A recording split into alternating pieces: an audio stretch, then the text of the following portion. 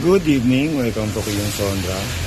Another day, another install para sa Ford Everest 2016. Ayan. So yun, i-unbox na ni sir ang kanyang product. Ang napili niya is H11 5000 Kelvin adaptive.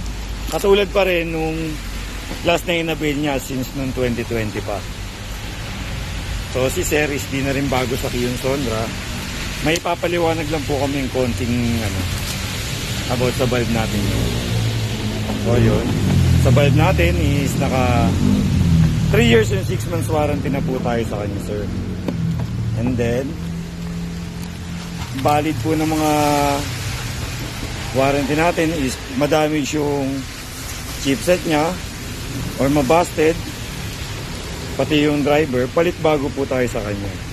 So wala po tayo i-repair sa kanya or i-splicing.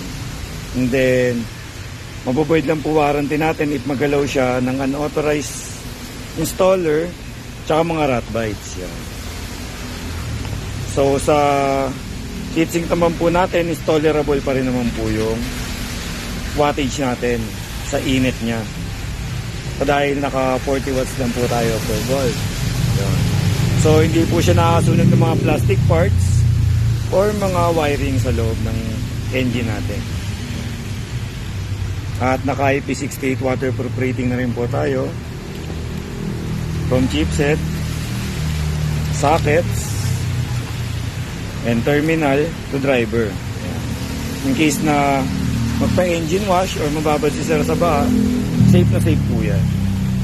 Then yung lifespan natin is 50,000 hours. So tatagal siya ng mga 5 to 6 years. So mamaya update naman po namin kayo para sa side by side test nung old natin na Kiyon Sondra nung since 2020 pa na mail at sa latest natin ngayon na quad chip. So ayun, thank you for choosing Kiyon Sondra.